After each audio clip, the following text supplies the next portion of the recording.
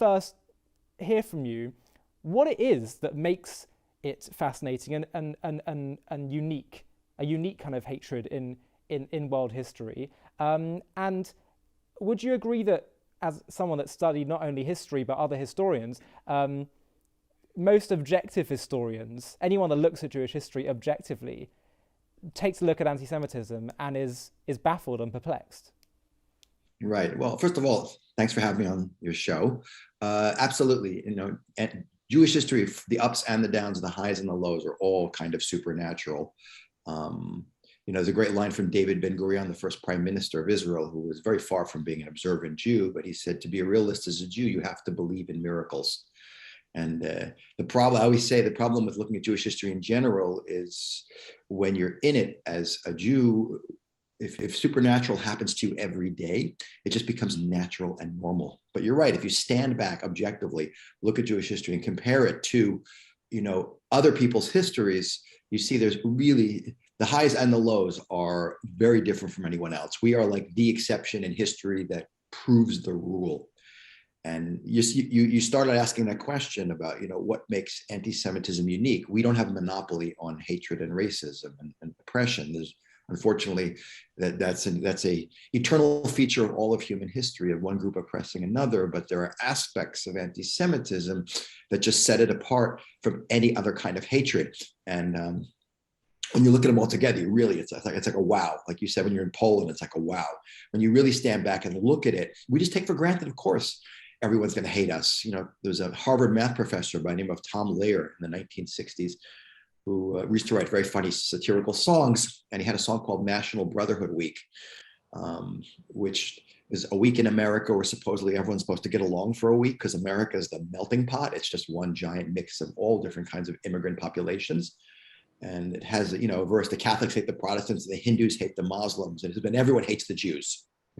So groups hate each other, but one of the things that seems to unify the world, it's not that everyone in the world's an anti-Semite, but anti-Semitism is the most universal hatred in human history. Wherever we've gone, in any significant numbers, for any extended period of time, anti-Semitism is followed. It's not related to our relationship with one group of people, one country, one religion, one nationality, one racial group.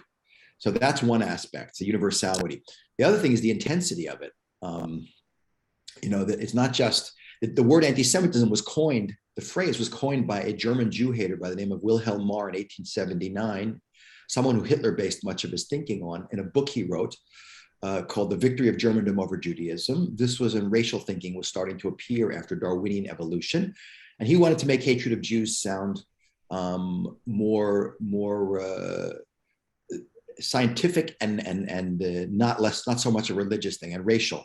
So he coins this phrase anti-Semitism, which means prejudice or hostility towards Jews and Jews alone. And what's interesting about it is, until today, it remains really like the only form of racial or religious intolerance that has its own word to describe it. And if you hate a Black person, you're a racist. You hate an Asian, you're a racist. You hate a Christian, there's no word for it. But only Jew hate has to have its own word to describe it. But the second aspect that sets it apart is, it's not just prejudice or hostility. If the worst thing we Jews had to suffer through was, some people making jokes about us and some low-level discrimination, not being able to get into a few country clubs or hospitals, universities, which was what anti-Semitism was in places like America before the Holocaust, that wouldn't be so bad. But we see that it's the most intense hatred in human history. It's one unendingly long list of persecution, expulsion, physical and economic marginalization, ghettoization, rape, pillage, beating, up to, trying to wipe us out completely, genocide. And even that word, Ali, is very interesting. It was created by a Polish Jewish refugee, Dr. Raphael Lemkin, in 1944, who was the father of the idea of crimes against humanity in international law. He flees from Poland during the war. He says, there's a crime happening in Europe. There's no word to describe. And he creates this word, genocide. So we have the universality of it, the intensity of it. The third thing that sets it apart is the longevity. It's the oldest recorded hatred in human history. I know when Thames Television in England did a series on anti-Semitism many decades ago, it was entitled Anti-Semitism, the Longest Hatred, because it's the longest continuous recorded hatred in human history. And the last thing that sets it apart is the irrationality of it. that, you know, we're accused of anything and everything. We kidnap Christian babies, use their blood to bake matzah. We poison wells. We're in league with the devil. We control the world's economy, seismic activities, solar flares. We trigger tsunamis in Southeast Asia to drown Indonesia with tidal waves, release sharks into the Red Sea to destroy Egyptian tourism, send vultures to spy on Saudi Arabia. Like 2 years ago, Iran accused us of stealing their cloud cover. I always jokingly say, you know, we laugh at it, but it's not funny. It's crazy. But I always say, if people believed even 10% of what they say about us, no one would mess with us. Would you mess with people who control the weather, the animal kingdom, the governments, banks? You know, they basically run the world. But it's Professor Michael Curtis, actually, was also a British professor, but working at Rutgers. He had a great line. He said, anything and everything is a reason to hate the Jew. Whatever you hate the Jew is that. And so you put it together, universality, intensity, longevity, irrationality. You have a hatred that is unlike any other hatred on the planet Earth. And that's what really sets it apart.